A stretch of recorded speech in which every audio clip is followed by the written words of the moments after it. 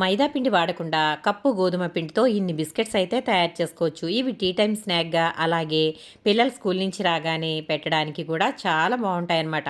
నోట్లో వేసుకుంటే కరిగిపోతాయి. చాలా గుల్లగా క్రిస్పీగా ఉండే ఈ బిస్కెట్లు 10 నుండి 15 రోజుల పాటు నిల్వ ఉంటాయి.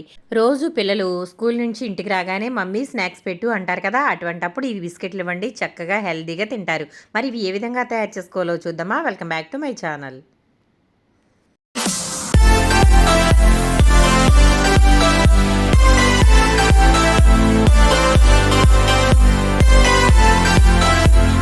ఈ బిస్కెట్ల కోసం ముందుగా ఒక గిన్నె తీసుకున్నాను. తర్వాత అందులో ఒక కోడిగుడ్డు అయితే వేసుకుందాము. గుడ్డు పిల్లలకి ప్రోటీన్ కాబట్టి గుడ్డు వేస్తున్నాను. ఒకవేళ మీరు గుడ్డు తినని వారైతే గనక దీంట్లో గుడ్డు వేయకోకుండా డైరెక్ట్గా పాలతో కూడా ఈ బిస్కెట్స్ని తయారు చేసుకోవచ్చు. చాలా బాగుంటాయండి. నోట్లో పెట్టుకుంటే కరిగిపోతాయి అన్నమాట. ఇవి ఓవెన్లో కూడా తయారు చేసుకోవచ్చు. నేను ఇక్కడ గోధుమ పిండితో తయారు చేస్తున్నాను కదా, దాని ప్లేస్లో మీరు రాగి పిండి కానీ ఇంకా మిల్లెట్స్తో ఏ రకమైన పిండితో చేసినా కూడా చాలా బాగుంటాయన్నమాట. నేను ఇక్కడ గోధుమ పిండితో చేస్తున్నాను. తర్వాత మనం జొన్న పిండితో అలాగే రాగి పిండితో కూడా ఈ బిస్కెట్స్ని తయారు చేసుకోవచ్చు. ఇదిగోండి, ఇప్పుడు ఈ గుడ్డు ఇందులో కొట్టి వేసేసుకున్న తర్వాత గరిటెతో దీనిని అంటే బిస్కర్తో ఇలా బాగా బీట్ చేసుకోవాలన్నమాట. ఇలా బీట్ చేసుకోవడం వల్ల గుడ్డు చక్కగా ఫ్లఫీగా తయారవుతుంది. అలాగే బిస్కెట్స్ కూడా గుల్లగా వస్తాయి.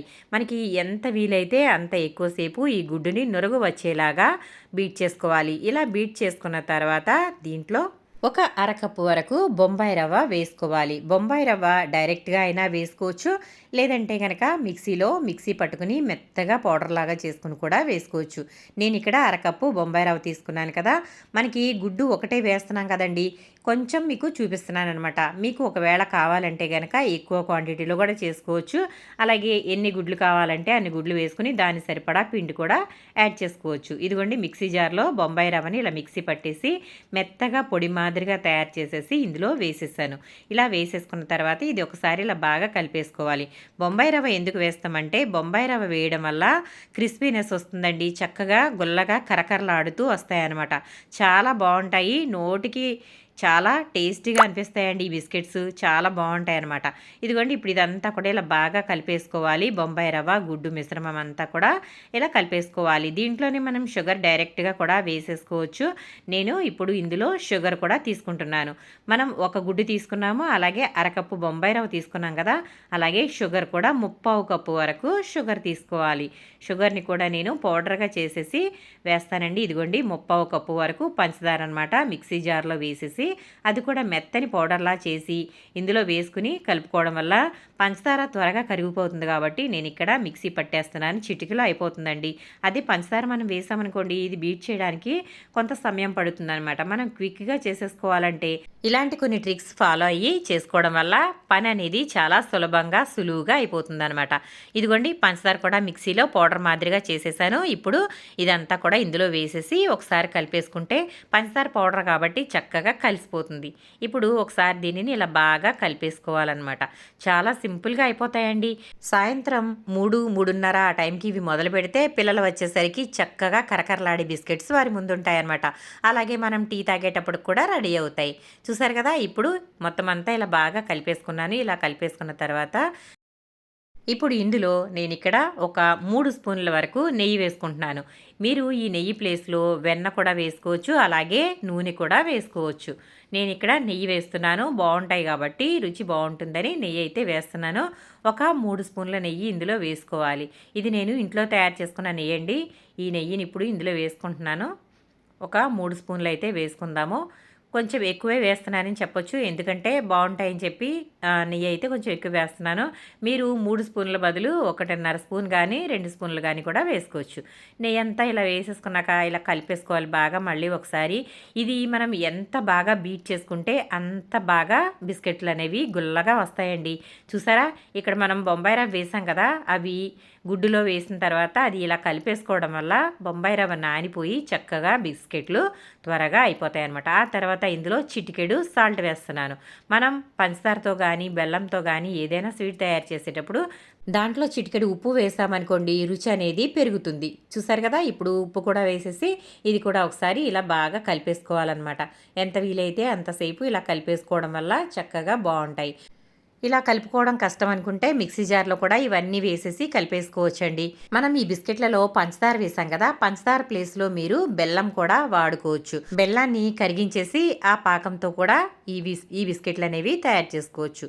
ఇదిగోండి, ఇదంతా కూడా ఇలా బాగా కలిపేసుకున్నాను. ఇలా కలిపేసుకున్న తర్వాత ఇప్పుడు దీంట్లో కొంచెం నువ్వులు వేస్తున్నానండి. నువ్వులు వేయడం వల్ల బిస్కెట్లలో అక్కడక్కడ కనిపిస్తూ అలాగే తింటుంటే పంట కింద తగులుతూ చాలా బాగుంటాయి. కాబట్టి నేను ఒక గుప్పెడు నువ్వులు కూడా వేసుకున్నాను. ఆ తర్వాత ఒక బౌల్ నిండా గోధుమ పిండి తీసుకున్నాను. మీరు ఈ గోధుమ పిండి ప్లేస్లో మైదా పిండిని కూడా వాడుకోవచ్చు. కానీ మైదా పిండి అంత మంచిది కాదు కాబట్టి నేను ఇక్కడ గోధుమ పిండితో ఈ బిస్కెట్స్ అయితే తయారు చేస్తున్నాను.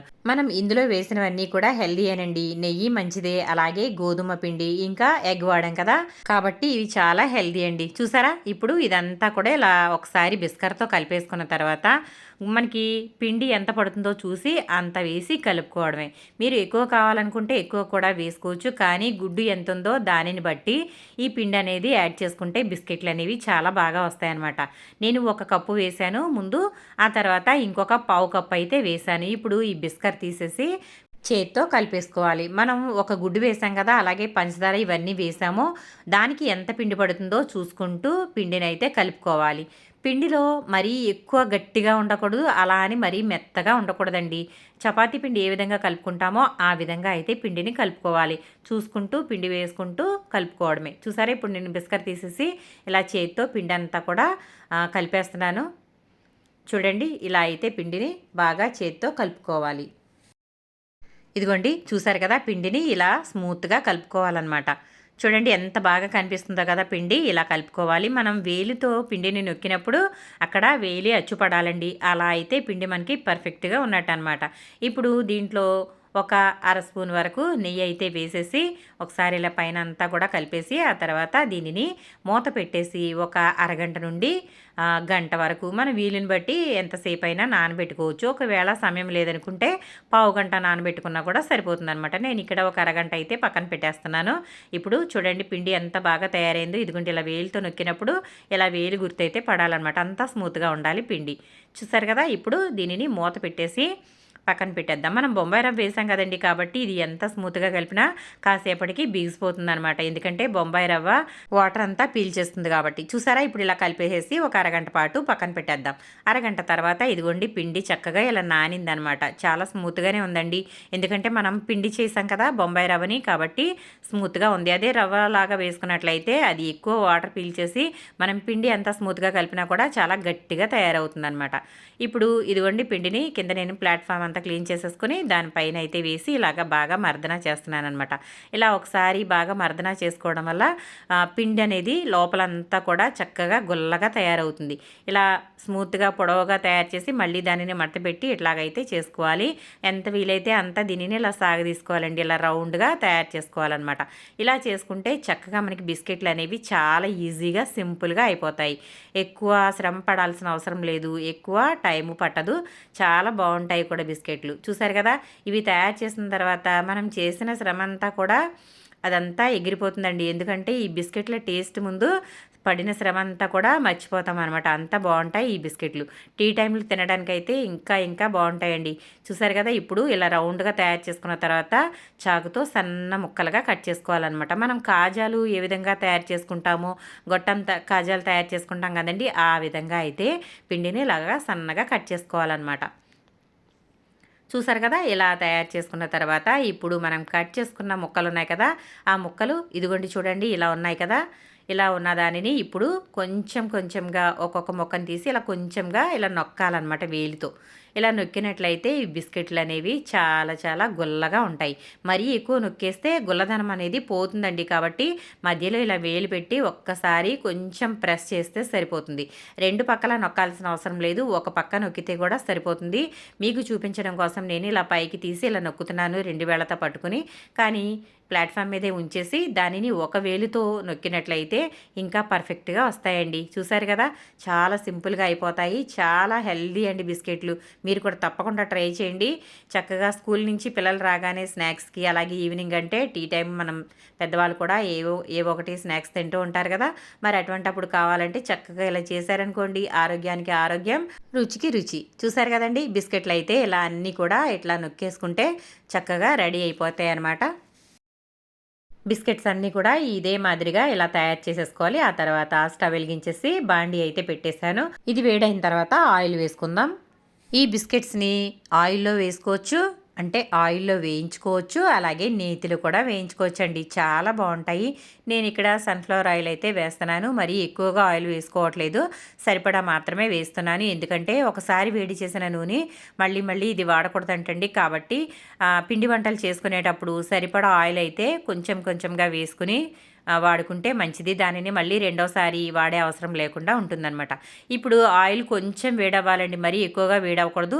ఎక్కువగా వేడైనట్లయితే బిస్కెట్లు వేసిన వెంటనే పైకి రంగు వచ్చేస్తాయి, లోపలంతా కూడా వేగవు. కాబట్టి చాలా చిన్నగా కొంచెం వేడైన తర్వాత మాత్రమే వెంటనే ఈ బిస్కెట్లు అయితే వేసేసుకుని చిన్న మంట మీద వీటిని అంటే సిమ్లో పెట్టేసుకుని మెల్లగా వేగనివ్వాలన్నమాట. అలా మెల్లగా వేగినట్లయితే లోపలికంతా కూడా చక్కగా వేగి బిస్కెట్లు క్రిస్పీగా తయారవుతాయి. మరీ ఎక్కువగా కూడా వేసుకోకూడదు. అలాగే ఇక్కడ చూడండి, నేను ఒక 6 నుంచి 7 వరకు అయితే బిస్కెట్లు వేశాను. ఇప్పుడు వీటిని చిన్న మంట మీద బాగా వేగనిద్దాము. ఇవి వేగడానికి మనకి దగ్గర దగ్గర ఒక 10 నిమిషాలు పడతాయండి. ఎందుకంటే మనం చిన్న మంట మీద తక్కువ హీట్లో వేయించుతున్నాం కదా, కాబట్టి కొంచెం 10 నిమిషాలు పడతాయి. ఇప్పుడు కొంచెం వేగిన తర్వాత ఇదిగోండి 10 నిమిషాల తర్వాత ఇప్పుడు రెండో వైపుకి అయితే ఇలా తిప్పుకోవాలన్నమాట. ఇవి వేగే కొద్దీ నూనె కొంచెం కొంచెంగా వేడి అనేది పెరుగుతూ ఉంటుంది కాబట్టి మనం మెల్లగా చూసుకుంటూ వేయించుకోవాలి. చూడండి, ఇదిగోండి ఎంత బాగా మంచి కలర్ వచ్చాయి కదా. ఫస్ట్ ఒకవైపు వేగడానికి 10 నిమిషాలు పడతాయి, రెండో వైపు వేగడానికి హీట్ అనేది పెరుగుతుంది కాబట్టి ఒక 5 నిమిషాల్లో వేగిపోతాయి అనమాట. చిన్న మంట మీద పెట్టుకుని ఇలా వేయించుకుంటే బిస్కెట్లు అనేవి మంచి రంగు వస్తాయండి. ఇలా వేగిపోయాయి కదా, ఇప్పుడు వీటిని తీసేసి మిగిలినవి కూడా ఇందులో వేసేసి ఇలాగే చిన్న మంట మీద వేయించేసుకుంటే చక్కగా టేస్టీగా ఉండే బిస్కెట్లు అయితే రెడీ అయిపోతాయి. చూసారు కదండి, చాలా చాలా టేస్టీగా ఉంటాయి ఈ బిస్కెట్లు. ఇదిగోండి ఎంత బాగా వచ్చాయి కదా. మనం సన్నగా కట్ చేసినా కూడా ఇవి వేగేటప్పటికి లావుగా వస్తాయి. అలాగే లోపలంతా కూడా పొరలు పొరలుగా చక్కగా పగిలిపోయి చాలా బాగుంటాయండి. చాలా గుల్లగా ఉంటాయన్నమాట లోపల బిస్కెట్లు ఇవి. ఇప్పుడు మిగిలినవి కూడా అలాగే వేసేసి వీటిని వేయించేసుకోవాలి. మనకి వేసుకున్నది 1 కప్పు పావు కదండి పిండి, కాబట్టి 2 వాయిలు అయితే అవుతాయి అనమాట. ఈ 2 వాయిల్ని చిన్న మంట మీద పెట్టేసి వేయించేసుకుంటే క్రిస్పీగా ఉండే గోధుమ పిండి బిస్కెట్లు అయితే రెడీ అయిపోతాయి. ఇదే మాదిరిగా జొన్న పిండితో, అలాగే రాగి పిండితోనూ, సజ్జపిండి, చోడుపిండి ఇట్లాంటి వాటితో కూడా తయారు చేసుకోవచ్చండి. మరి చూసారు కదా, ఇలా హెల్దీగా పిల్లలకి చేసి పెట్టారనుకోండి చాలా ఆరోగ్యానికి మంచిది. కాబట్టి ఈ రోజుల్లో బయట ఫుడ్ అంత మంచిది కాదు, కాబట్టి మనకి ఇంట్లోనే కాస్త ఓపిక చేసుకుని ఇలా చేసి పెడితే పిల్లలు పెద్దలు అందరూ కూడా హ్యాపీగా ఉంటారనమాట. చూసారు కదండి, ఇలా బిస్కెట్లన్నీ కూడా చక్కగా వేయించేసుకుని తీసేసుకోవడమే. ఇప్పుడు ఇవి కూడా వేగిపోయాయి, వీటిని కూడా ప్లేట్లోకి అయితే తీసేసుకుందాము. అంతేనండి, గోధుమ పిండితో హెల్దీ బిస్కెట్స్ అయితే రెడీ అయిపోయాయి. మరి వీడియో నచ్చితే కనుక మీరు కూడా తప్పకుండా ట్రై చేయండి. మీకు ఏ విధంగా ఉంది, అలాగే మీరు తయారు చేసుకున్న తర్వాత ఏ విధంగా వచ్చాయి అనేది కూడా కమెంట్ సెక్షన్లో కమెంట్ పెట్టండి. వీడియో నచ్చితే కనుక లైక్ చేయండి, షేర్ చేయండి, సబ్స్క్రైబ్ చేయండి ఫ్రెండ్స్. మరిన్ని మంచి మంచి వంటల కోసం సుగుణ వంటిల్లు ఫాలో అవ్వండి. అలాగే నా ఇన్స్టాగ్రామ్ పేజ్ కూడా ఫాలో అవ్వండి, సుగుణ వంటిల్లు అని ఉంటుంది. అలాగే ఫేస్బుక్లో కూడా సుగుణ వంటిల్లు అని ఉంటుంది, తప్పకుండా ఫాలో అవ్వండి ఫ్రెండ్స్. బిస్కెట్స్ అయితే రెడీ అయిపోయాయి. ఇవి వేడిగా తినడం కన్నా చల్లారిన తర్వాత తింటేనే చాలా బాగుంటాయి. ఎందుకంటే ఇందులో మనం ఎగ్ వేసాం కదా, ఎగ్ వేయడం వల్ల వేడిగా ఉన్నప్పుడు ఇవి అంత క్రిస్పీనెస్ అనేది తెలియదు అనమాట. కాబట్టి చల్లారిన తర్వాత తీసి ఒక్కసారి తిని చూడండి, అద్దిరిపోకపోతే నన్ను అడగండి, అంత బాగుంటాయి ఈ బిస్కెట్స్. చాలా చాలా క్రిస్పీగా చాలా టేస్టీగా ఉన్నాయండి ఈ బిస్కెట్స్ మాత్రం మామూలుగా లేవు. మరి మీరు కూడా ట్రై చేయండి, ఏ విధంగా ఉందనేది కమెంట్ సెక్షన్లో కమెంట్ పెట్టండి. వీడియో నచ్చితే లైక్ చేయండి, షేర్ చేయండి, సబ్స్క్రైబ్ చేయండి.